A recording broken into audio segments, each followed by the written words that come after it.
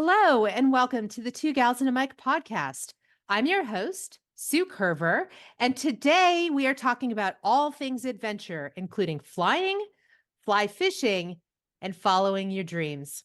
I'm joined by my friend, Sydney Abbott, who's originally from Western Kentucky, but made her way to Big Sky, Montana to be a fly fishing instructor and a fly fishing guide. Sydney, welcome to the show. Hi, thank you for having me. Yeah, I'm excited that you're here. You and I actually met back in 2020 when we both went through women's fly fishing guide school together. Tell us a little bit about your love of fly fishing. How'd you get into that? And what has the journey been as a female fly fishing guide? So, I got into fly fishing through my mom, actually. We started out in the Smoky Mountains. She took a fly fishing class through Orvis. It was the Fly Fishing 101. Ended up really liking it and tried to get me to do it for the first year. But I had grown up conventional fishing, I'm originally from Kentucky, and there's not a whole lot of fly fishing over there. So, for the first year, I really wasn't much interested in it because I thought it was going to be super difficult and didn't want to put in the effort.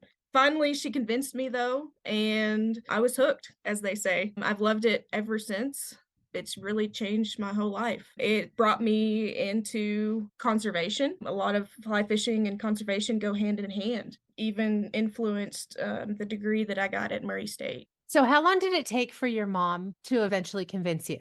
A little over a year. She got really into it quick. She kind of dove headfirst and really loved it. We like to do all things outdoors, like horseback riding, hiking, conventional fishing up to this point, really just about anything. I know that you had just mentioned that you had some reservations, a little bit of Yeah. hesitation about starting to fly fish. You said it looked like it would be extraordinarily difficult.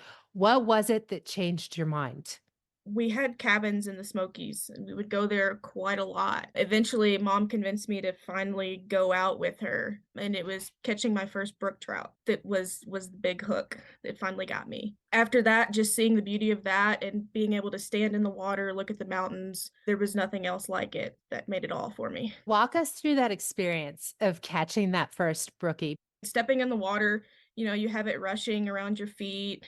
You're kind of crouching down because especially in the Smokies for these brookies, I mean, it's more of a hunt than anything because they're super spooked and they're native there. So we're kind of crouched down, looking behind the rocks into these pools and it's just getting the perfect cast up in there. And so that was all part of it too. I was lucky enough to get several hits because one of the hardest parts, at least for me learning, was the hook set. So being able to visualize and see the fly go under or get sucked under by one of those brook trout, and then the excitement as well. Even to this day, like I tend to set the hook too early because I get way too excited. So when I finally got that down and was able to hook into that fish, that made it all for me. And how big was it? It was only a couple inches, not very big at all.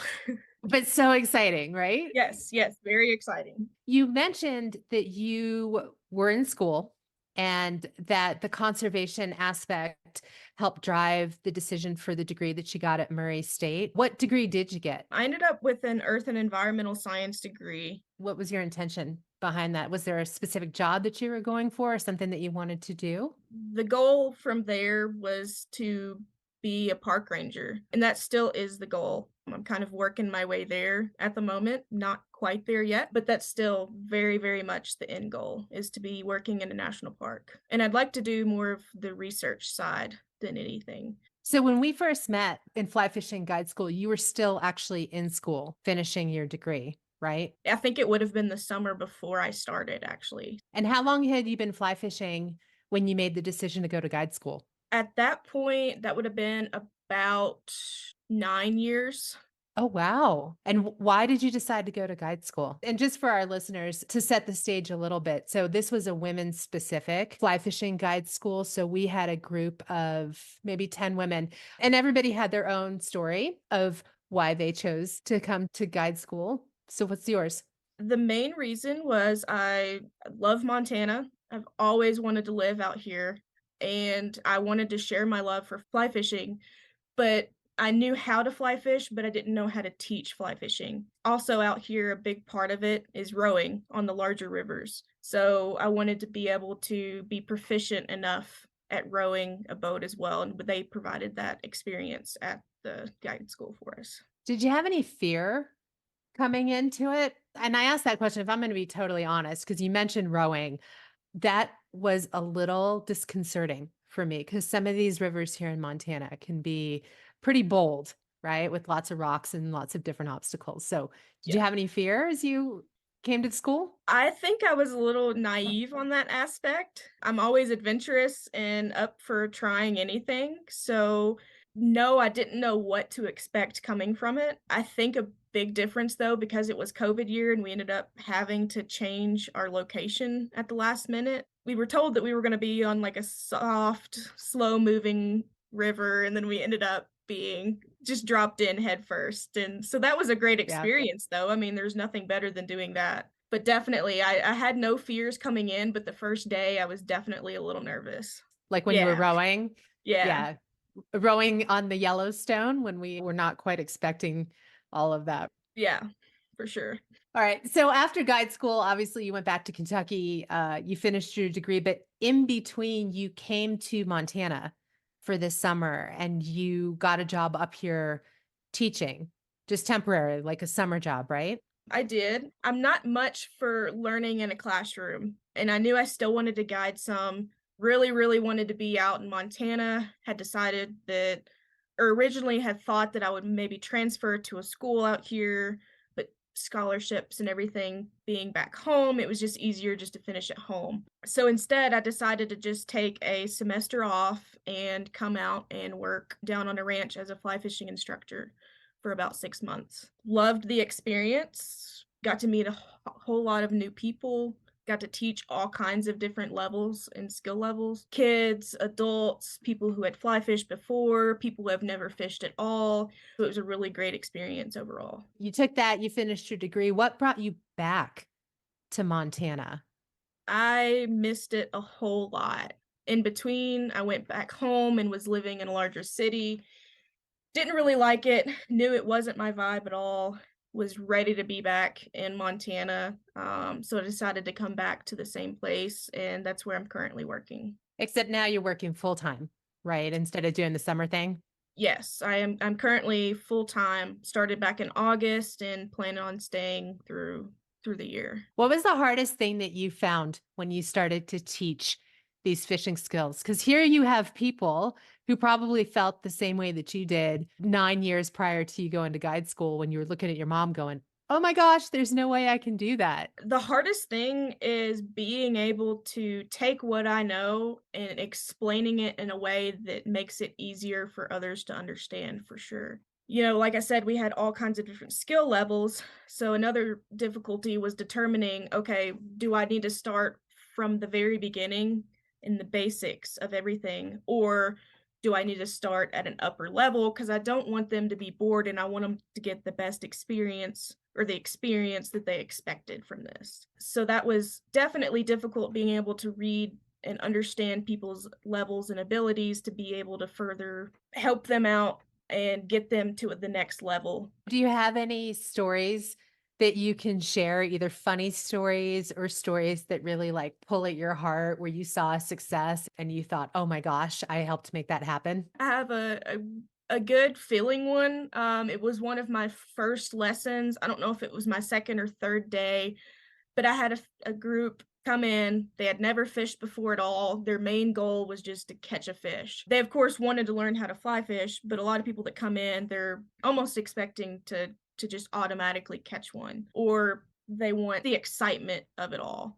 So I had this family come in and they just really, really, really wanted to catch a fish. And I was like, okay, that's going to be our goal for today. You know, I'm going to get you proficient enough to cast out.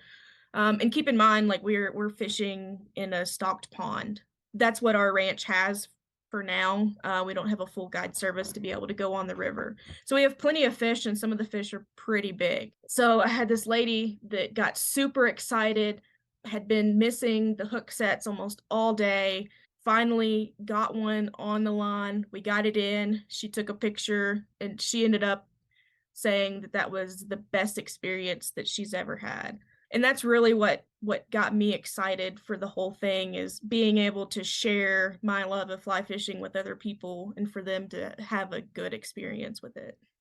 Yeah, there's something so powerful about that when you have the opportunity to be part of somebody's journey and you see them going from that space where they're uncertain and unsure to completely successful and excited, just like when you caught your first brookie and you were like, Yeah, man, I did this, right? And yeah. to be part of that, how incredible.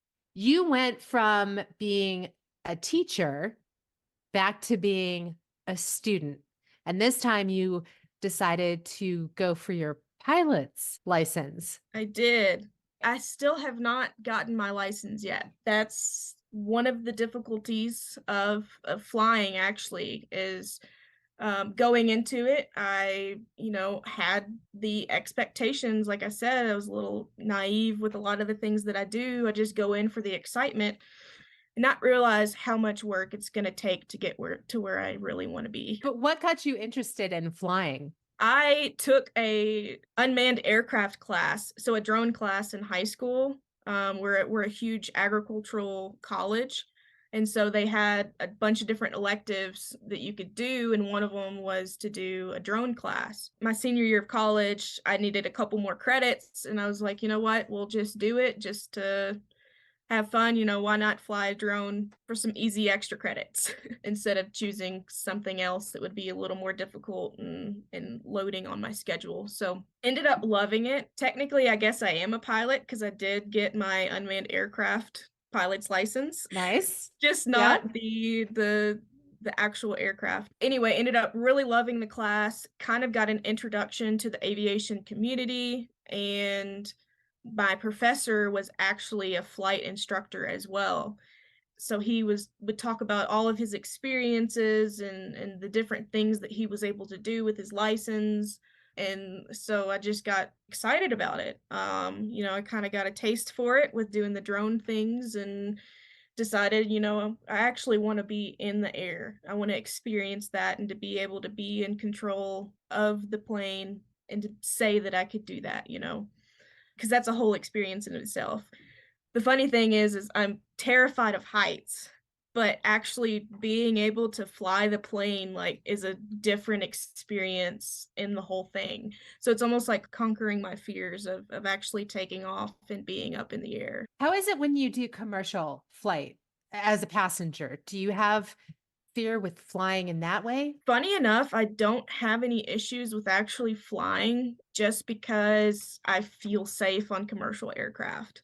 Now, skydiving, if I ever had to do that, I couldn't do that. It's more of like you're standing on a cliff and there's not anything in front of you. That's what scares me. If I'm don't have anything to like touch or hold, then that's where it gets me. So, how was it going through this whole process of learning how to fly? I'm following you on Facebook. I'm all of a sudden seeing these pictures of you in the co pilot seat, and then you're in the pilot seat, and then you're doing your solo flight. And I'm like, what is she up to now? Walk us through that. You go through a whole lot of emotions. It's terrifying at first, but it's exciting, and then sometimes it's disappointing.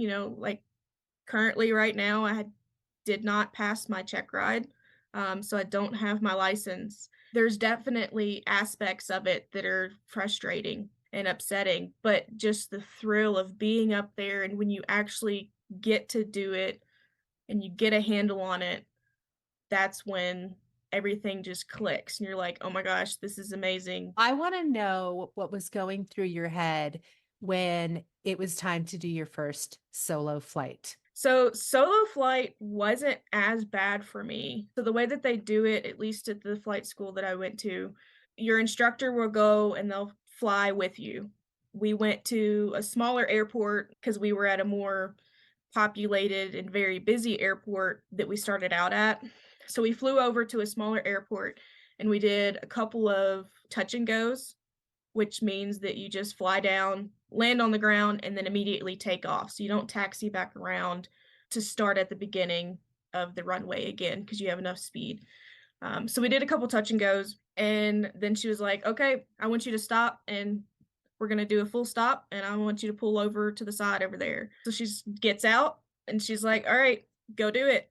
She's like, "You know you can land, you know what you're doing, just go do it." That's basically what it was. It was terrifying, but I mean, as soon as you take off in the plane and you're off the ground, it's like, well, I either have to do it or I'm not gonna do it and I'm gonna crash. So it's kind of like a now or never situation. So yeah, it's terrifyingly exciting. I don't know how else to describe it. Did you know that she was gonna ask you to pull over and she was gonna jump out?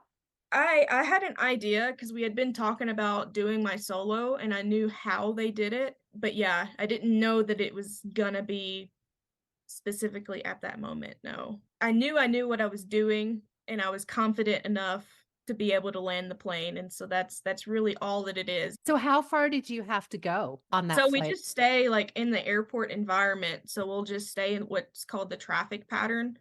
So we just go up, kind of do a circle around the airport, and then come back in. And so for your first solo, you have to do 3 touch and goes and then a full stop landing. And that's what you did that day after your instructor Yep. jumped out?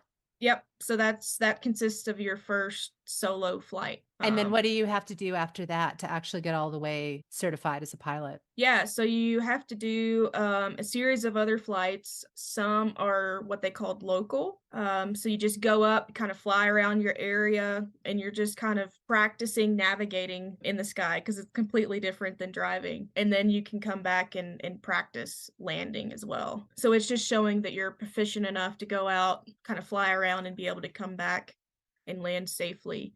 Once you do a couple of those, then you can start doing your cross countries, which is not technically across the whole country. You'll just go to 2 or 3 other local airports, land, take off, and then come back to your other airport. So you did those as well? I've completed all the steps to actually get my license, got all the way to the final exam or what's called your check ride, and I didn't pass the ground portion of that, so the knowledge portion. Is it like a written test that you have to take? It's an oral test, so you have your designated pilot examiner or your DPE, and they ask you a bunch of questions of things that you should know before you actually go and do the flight test. Super, super nerve-wracking. I let my nerves get to me, and I got too many marks off of the exam.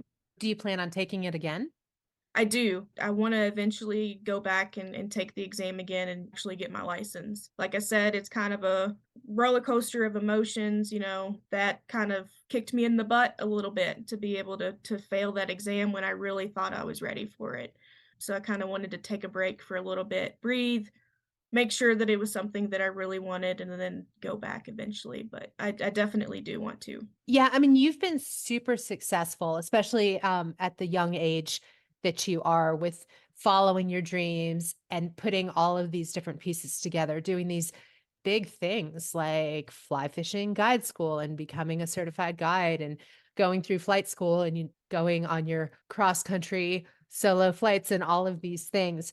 What's been the biggest challenge besides not passing the test? Definitely fighting my inner battles of, "Can I do this? Is it the right thing to do? Is this what I want to do with my life for sure?" Because there's always been the, "Oh, I wanna be a fly fishing guide," but, you only make so much, and the industry is really hard, especially for a woman. It's getting a whole lot better now, for sure, but it's still super, super difficult. Flying, like I said, it's terrifying. I definitely went through the motions of, do I want to do this? But I loved flying. And even though it terrified me, that kind of drove me to continue doing it. And even not passing, I'm not mad that I didn't pass.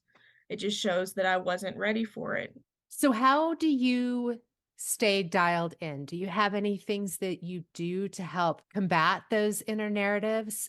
Yeah, for sure. I'll just have either, a conversation in my head with myself, or I'll actually speak out loud sometimes and be like, "You know what? These are just your fears, and life's too short to be fearful of these things, Do what you wanna do, go live your life." Having the conversation or talking to myself and talking through it of, "You know what? It's scary, it sucks, but you can do it. Well, and you have a really amazing support system too. I've met your family who are really, really wonderful people. Do you ever get homesick or miss them? Because you struck out on your own. I mean, part of that has been coming all the way from Kentucky to Montana to follow your dreams and do your thing. Yeah, I definitely do get homesick. I love Kentucky and I love everybody at home, but Montana is definitely home now. The thing about that is my family is willing to travel. We've always loved traveling, so it's never going to be difficult for me to go to them or them to come to me. So, every once in a while they'll come out here and visit. We're really close. It has been difficult at times, but I know that it's not going to be too long before I can see them again. So, through all of these new adventures and all of the things that you've done,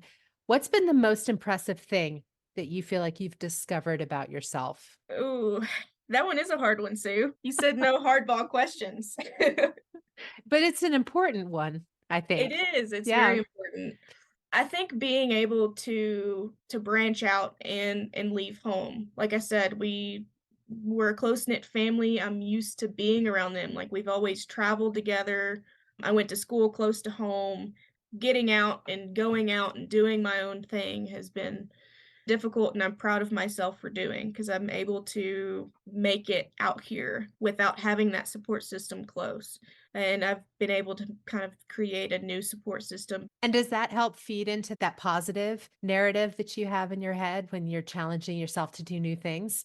Definitely, for sure, because it's just been a very positive experience in general. So that definitely helps, more positives outweigh all of the negatives. I know that I can now travel on my own. Like I said, I'm from Kentucky, so if I wanted to drive across country, even though it can be super scary, I'm up for it. Let's do it. Which I think you did with a raft on the back of your truck. Did you not? I did. My mom flew out and drove back with me on that time though. But yeah, we've gone cross country a couple times. So, what about regrets? Do you have any regrets or things that you wish that you would have done differently? Not really, because I try not to regret a whole lot of things. Even if something didn't go exactly the way that I wanted it to go, it got me to this point, and I can't regret that. I love that perspective because I think that that is really true, how everything kind of feeds on itself, and even those things that are really hard in the moment can be a foundation for something that's even more amazing in the future. I love hearing you say that you don't have any regrets. Yeah. Anything that you're really proud about? You have a whole bunch of things that you've just shared with us. What's the thing you're most proud of? I think it goes along with my biggest accomplishment of moving away from family. I'm proud of myself for doing that and to be able to do that and to make something of myself out here as well. To be able to do those adventures and not have to worry or really rely on anybody else. I guess I could say physically, like mentally, I want to keep my family close and everything. But to be able to be out here and to do things on my own, that makes me really proud. We've just entered into a new year. We're now into 2024. Do you have anything that you're hoping to accomplish?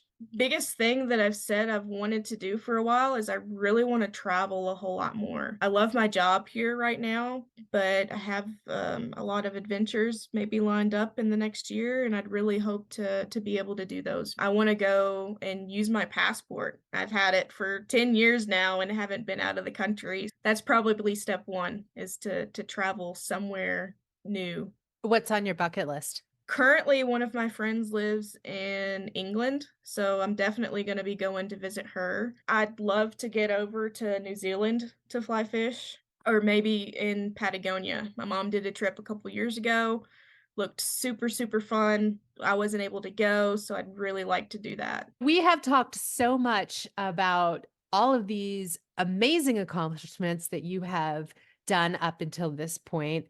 Lots of adventurous things that you really have grabbed a hold of.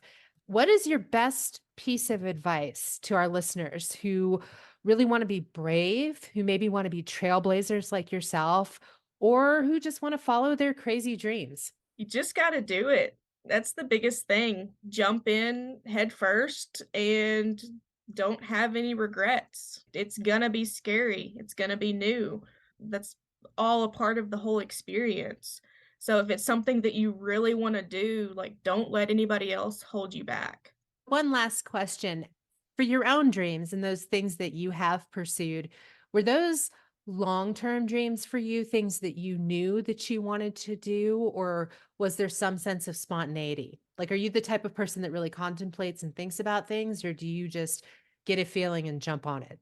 A little bit of both, definitely. There's some times where I'll think on it for a really long time. So, like the flying, I had thought about doing it for a year or so before I actually did it. But fly fishing, as soon as that opportunity came up to go to guide school, I was like, yep, that's what I want to do. I'm going to do it right now. Moving out here as well, like I said, I had always thought about moving to Montana or even going to school here, kind of put it on the back burner a little bit till I got to the point where I had thought about it so much that I had to do it. Whether you've thought about it for a long time or you've approached it with a bit of spontaneity, either way, as you said before, you have no regrets, Yep, which I think is definitely. a great way to live. Well, thanks, Sydney, for chatting with us today and for inspiring all of us to put aside our fear and chase those things that really make us happy. And as always, thanks to you, our listeners, for tuning in. Be sure to subscribe so you don't miss any of these extraordinary stories. And I will see you all next Friday for another episode of Two Gals and a Mic.